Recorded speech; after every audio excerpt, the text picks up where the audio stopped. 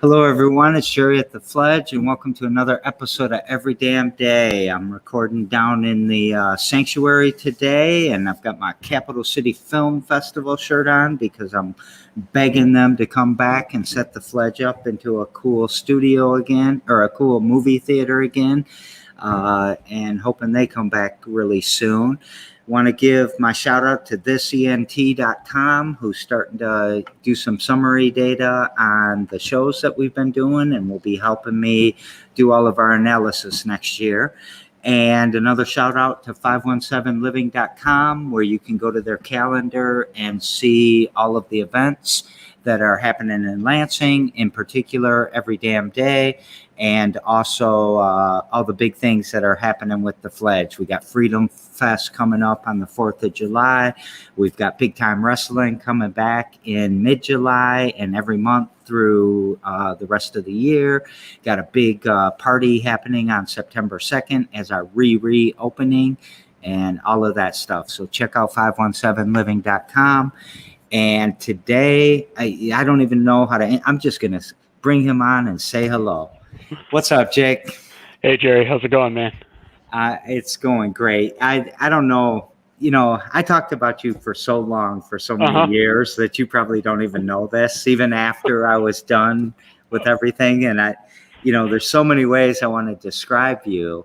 But I think you did it best with what you put in the when you signed up for the show. I think you said been friends for over 20 years, and I think that's perfect. That's perfect. Mm-hmm.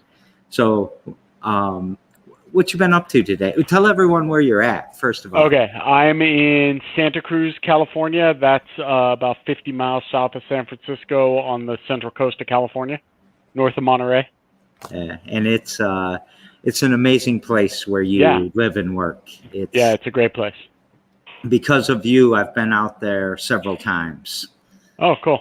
Yeah, right? 20 years ago, maybe last time we were here together, I think. Yeah. Oh, you think so?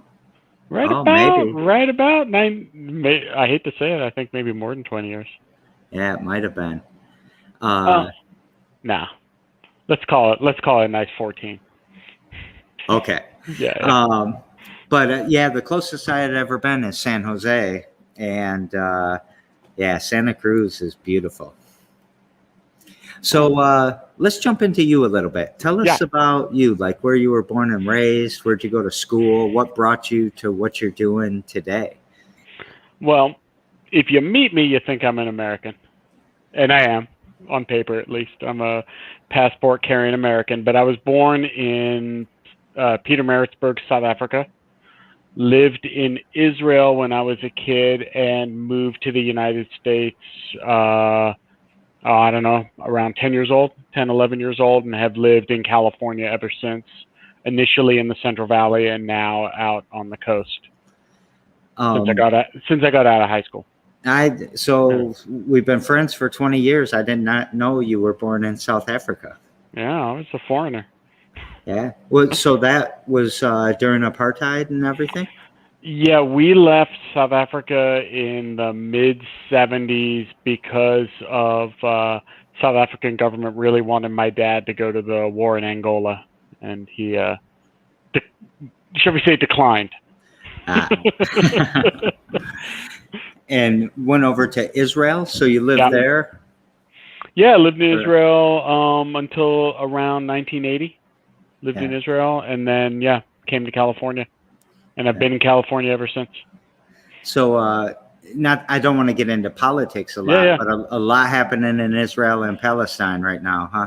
Yeah, and I don't know. It's complicated matters, and to be honest, I don't. It saddens me, but I don't I find it all very confusing. I don't understand it as well as I would like, and I certainly sure as heck can't figure out a path out. Yeah, it is super complicated. Yeah. So after you were 10 years old, bouncing around California, what'd you do?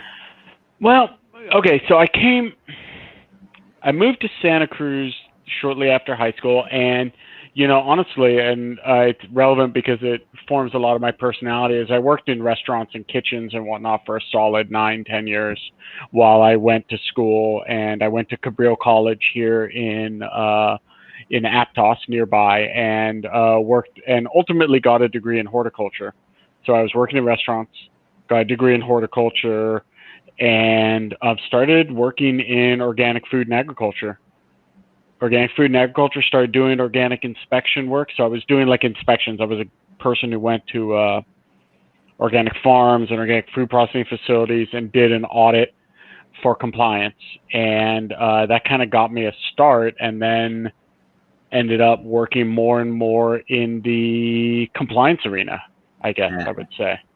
So did back in those days, and you taught me all of this, by the way, back in those days, that was kind of the wild, wild west of organic, right?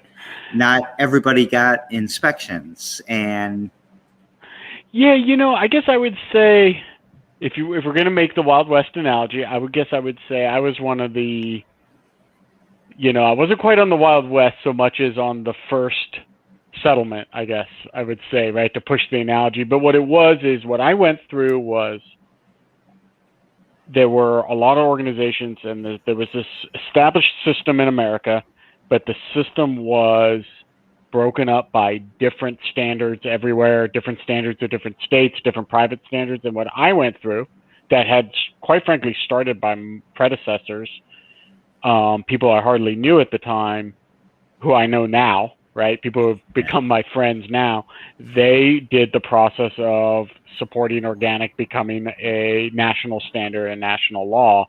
And unbeknownst to me, I plopped in 98. And by 2002, when I was like becoming a real professional in that realm, bam, here comes the National Organic Program, United States Department of Agriculture with their final standard. And I went through the transition of that entire industry from unregulated to regulated national standard. And that was the kind of basis of my professional life, right, for during that time, and what gave me an opportunity to really kind of springboard and do a lot of things, because that was new. That was all new, and I got to participate in that and was kind of a big part of it at the certification, how you do certification level. I played a big part of it, and that's how I know you, because you were producing software at the time that, had a role in that. Yeah, you took me into some rooms I'm very proud that I was in at some points. I mean, and not always proud to be with you, though. They'd be like, "Oh shit, Jake's here." Yeah. I was always outspoken. Can we talk about the organization you worked for there? Yeah, absolutely. Of course, I'm happy to do it. So I worked for an organization called CCOF, Regionally California Certified Organic Farmers. I worked in 2 positions there. I originally started in the parent organization in marketing, and then I spent a dozen years, 12 years at least, I think 12 years, maybe a little more, in directing or in the chief executive position of the certification arm. So I ran our certification operations, and I'll just say it, in my time there, we grew that organization. We, quintupled in size, and we grew the staff, and we became the largest organic certification body in the country, and kind of pushed the envelope of how you did it, what you could do, and were kind of important, I guess. And they still are important. A lot of good friends still work there, and it's barely 2 miles from where I'm sitting right now, and very proud of what we did over there. Yeah. So, I remember some of the stories that you guys would tell me, and I had these visions of these farmers that, started in the 60s and 70s, and they wanted to do food production right. They didn't want the big chemical companies coming in and spraying everything, and GMOs and all of that. I think GMOs I'll put to the side for a second. But it was always like, it seemed to me like those farmers were starting to get offended because I could just grow strawberries and without any standard at all and just say, "Hey, come buy my organic strawberries." and it was a lie in some cases. Yeah, or a lie, and in my experience, well, occasionally there were lies. A lot of times mistakes, or like, just not the classic way to put it is an unlevel playing field, right? Is that, why you have standards in any area is for everybody to play by the same rules. And in that world early on, yeah, you needed there to be some kind of rules. And so CCOF was one of the organizations, interestingly, the same year I was born, they started, right, and had standards, but those standards were only onto themselves and their members, right? What happened when the whole thing went like national standard was to have a national standard, and how that played out, how it was going to be applied became, it's you play on a bigger stage when you do that. And you play on an international stage because now your country has a standard and another country has their standard, and you have to talk about, can you send each other product and things like that, right? It becomes a bigger deal. But it also catapulted organic as a sector into massive growth, and certainly changed the course of my life in terms of gave me an opportunity to work as a professional, and led to the job I have now. Because what happened is that we brought on a vendor, Intact, who was a relatively small software company to provide software to our organization. And I got into the technology. I got into doing things with technology, into revolutionizing the business. And we did everything from we scanned 2 million pieces of paper into the system so that we no longer had these files. And we went remote so we could have offsite employees, and we customer portals, and we did a lot of development, with our partner, with our vendor Intact. And then ultimately, as my time at CCOF had run its course, I'd been there a long time, I was looking at what am I going to do next. I basically came to work for Intact as the US CEO to help Intact build their business. Intact being based in Europe. Our home office is in Austria, and I went from having this massive staff to having a few people in America, but we're building the business here, and all of a sudden I'm run a tech company, not an auditing company, and 2 years later, we're here, we're doing well, but it's very different, right? Yeah. So I want to go back to the USDA for just 1 second. One of the things that I learned while I was working with you is that it was the USDA marketing that fell under, right? I think it was these different branches, or I still might not understand it properly. It's in I believe it's a division, the Agricultural Marketing Service, AMS. So it's right.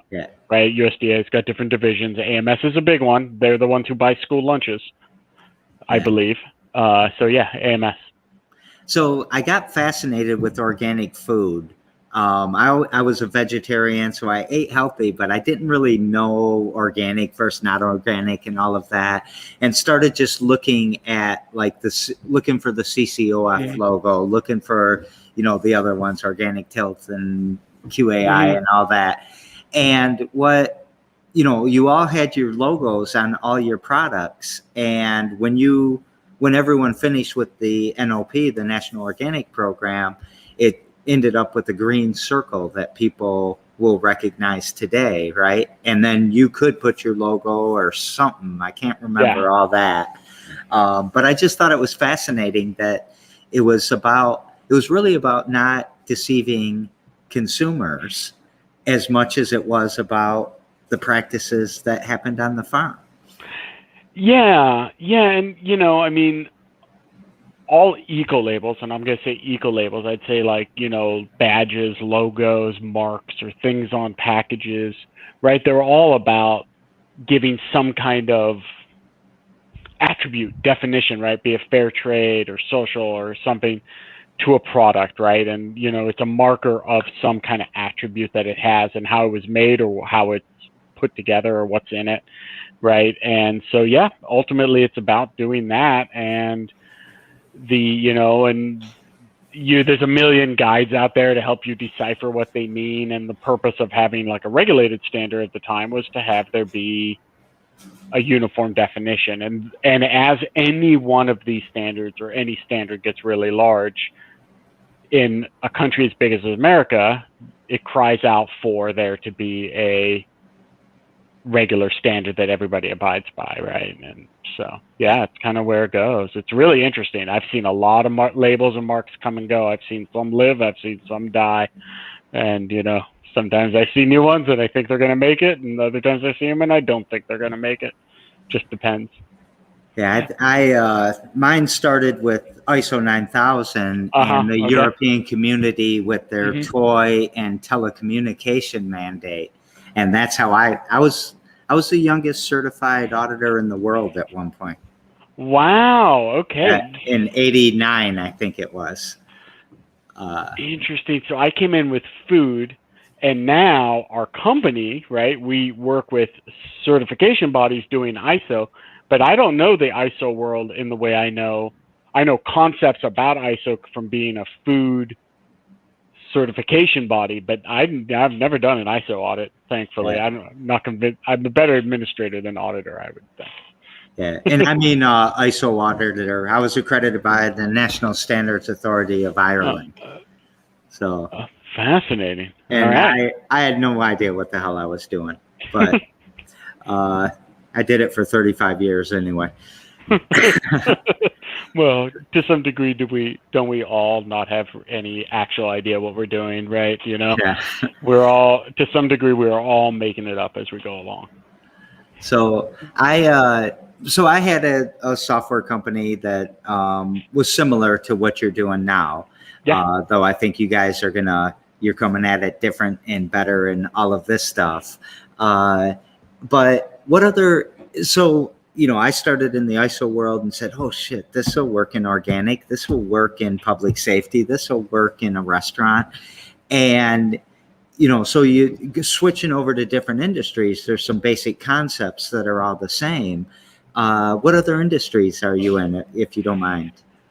Well, we do a lot in food, but we're also working in what they call management certification. This is the ISO world, quality management, and we just broke into aerospace. We actually just got announced, and we're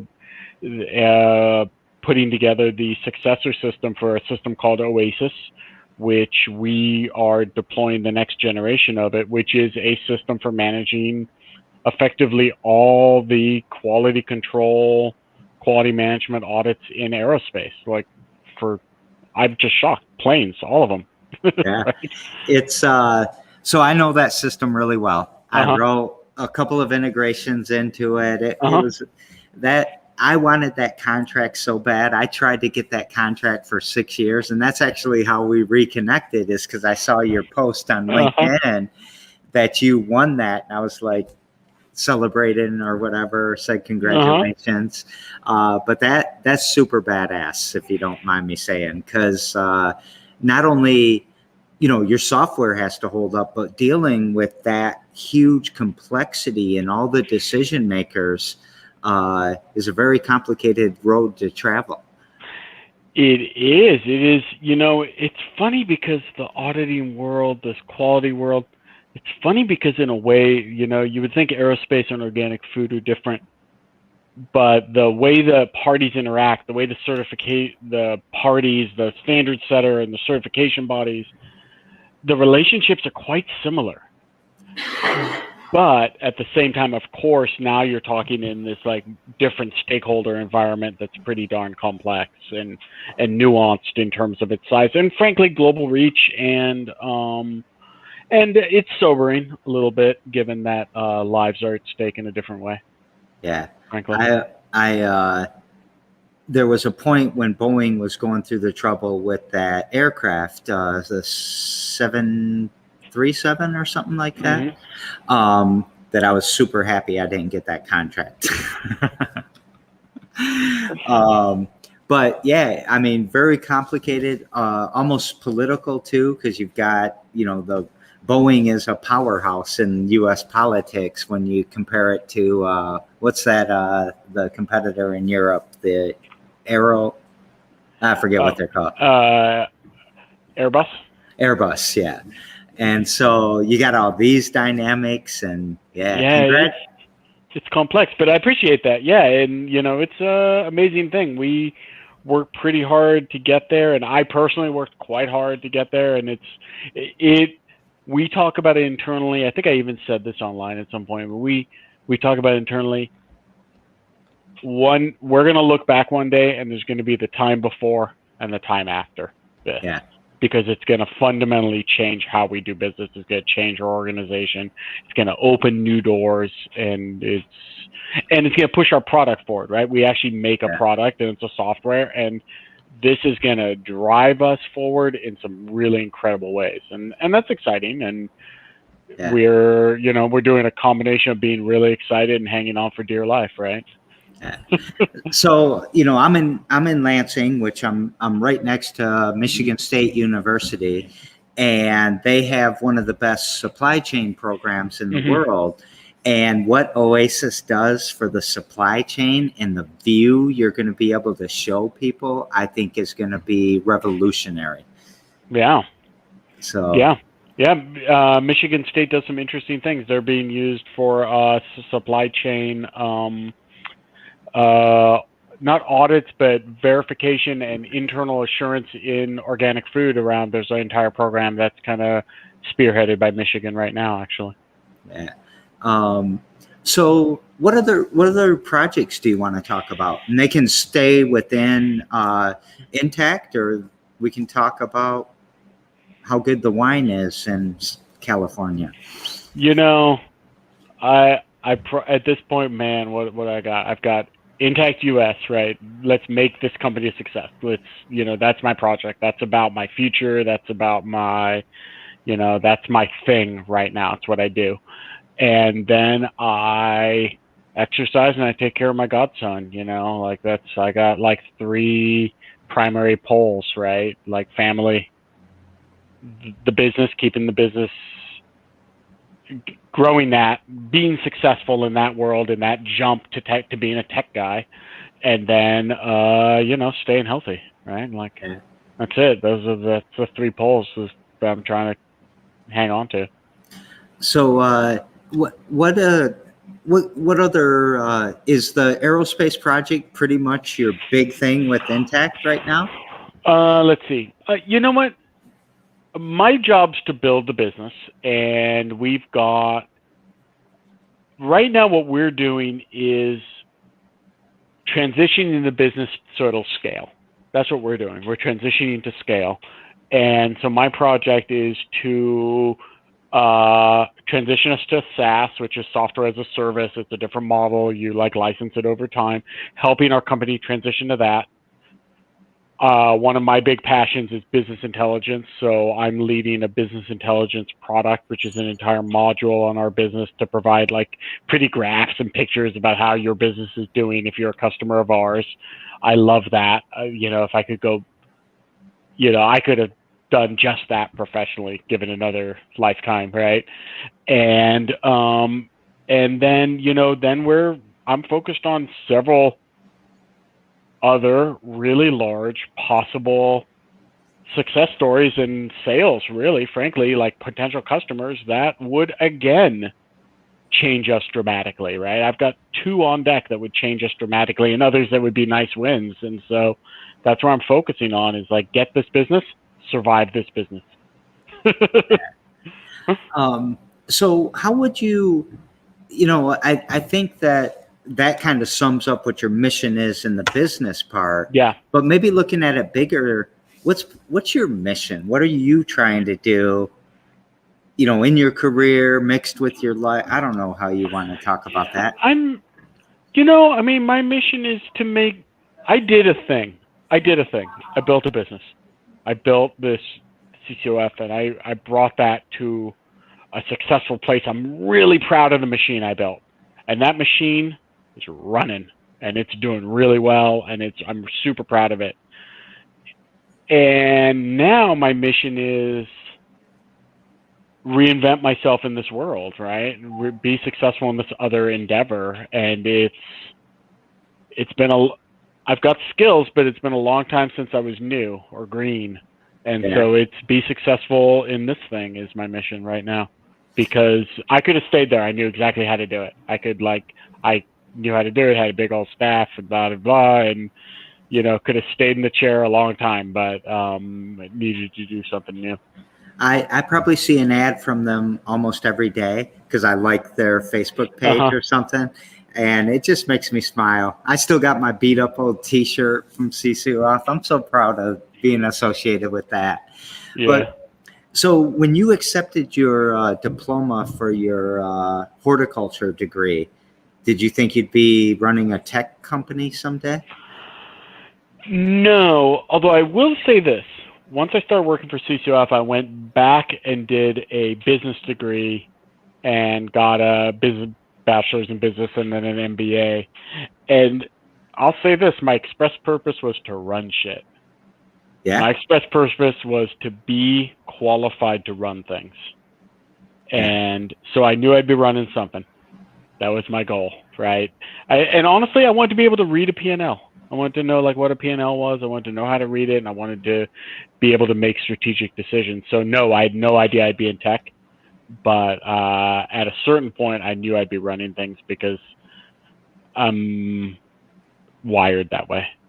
Yeah, you knew what you wanted, and you told me that very often, exactly what you wanted. You were a great customer, though. I'm one of my proudest moments, actually.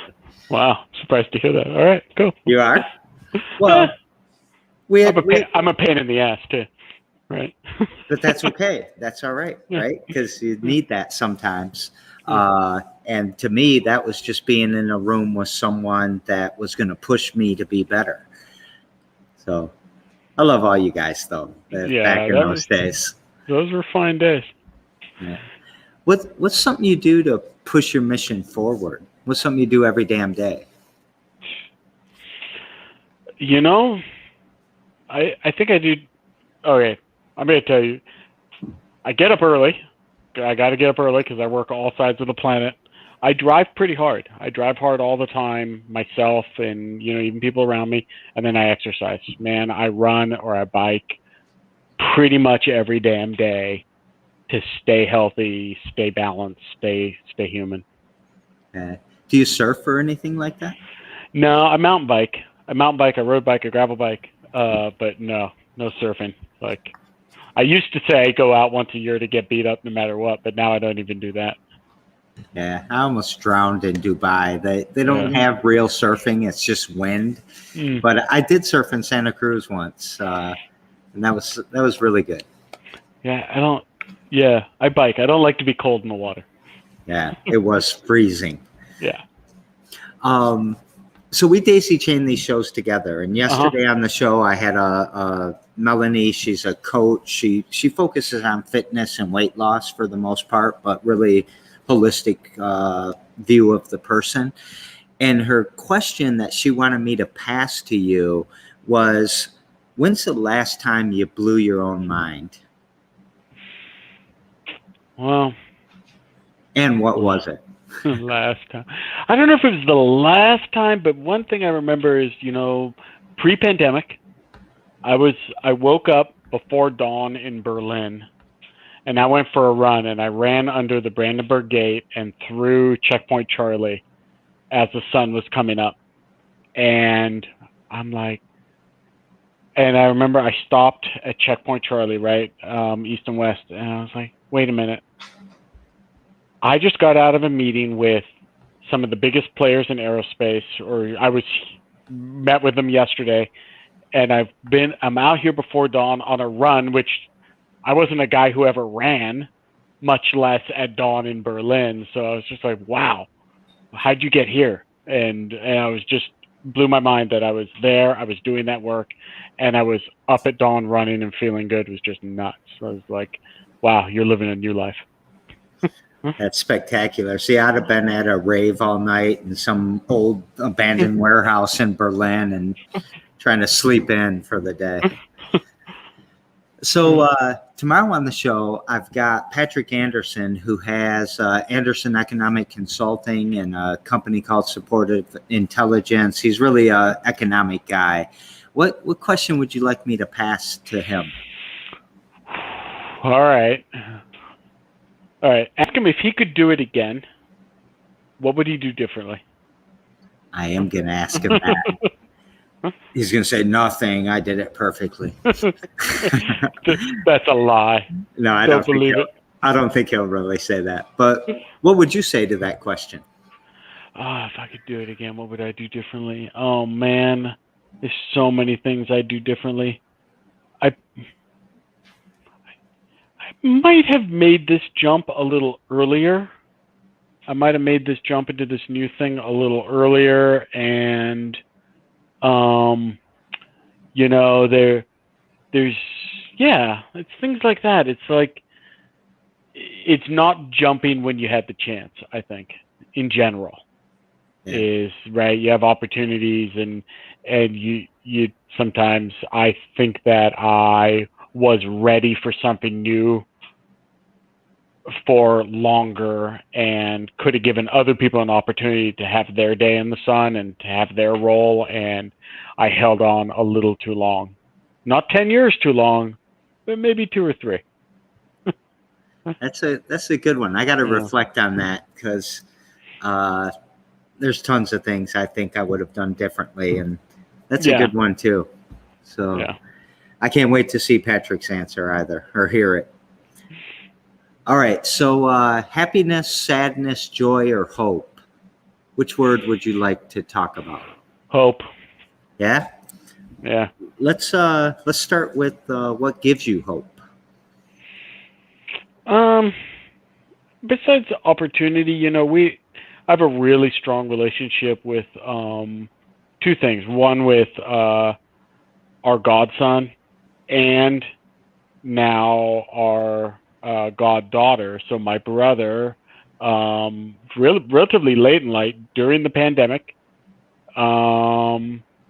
had a baby, and now she's my goddaughter, and just that brings hope, right? That's at a personal level. Business aside, that's where the hope is coming from, right? That's the excitement, and it's brought new life into our whole family. It's completely changed my mother.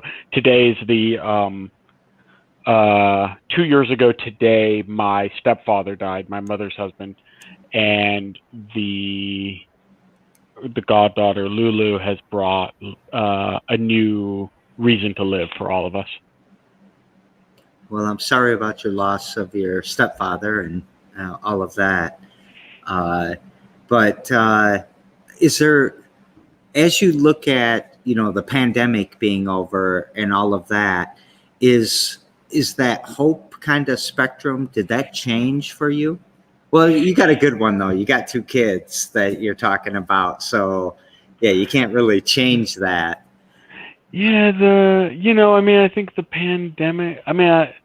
It's just nice for it to be ending, right? Like I've seen the world wake up again is really nice. We've fortunately, in spite of even some loss in our extended family, all in all, we're among the people who have been able to be.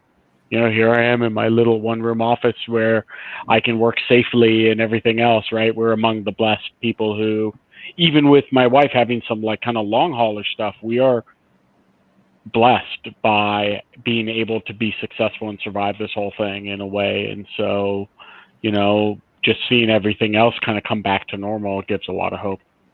Yeah. When people were like, "Oh, we got to start doing Zoom now," and it's going to be horrible. And I was like, man, I've been doing WebEx for 20 years. Who gives a crap? This is going to suck. But in your business, you're on, whether this ends or not, you're going to be on a ton of, video calls, right? Oh, yeah. what I love about it is that the world has gotten used to video calls and everybody else is better at them now.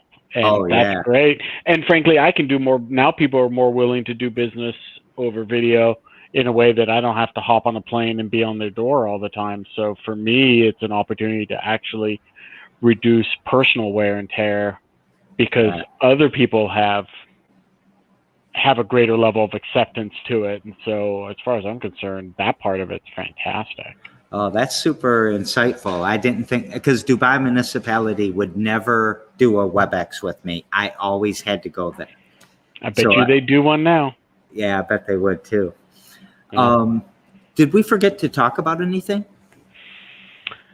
I don't think so. I mean, it's certainly, all I can say is it's certainly nice to see and hear you and, talk. And I can't tell you how proud I am of the stuff I see you doing. So, endlessly fascinating for me.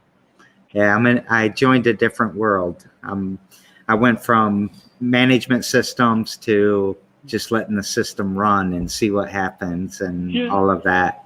Well, So you're doing a little save the world stuff, or at least save some people stuff in a way, right? You're like helping people in a way that's very direct that I'm really find very inspiring.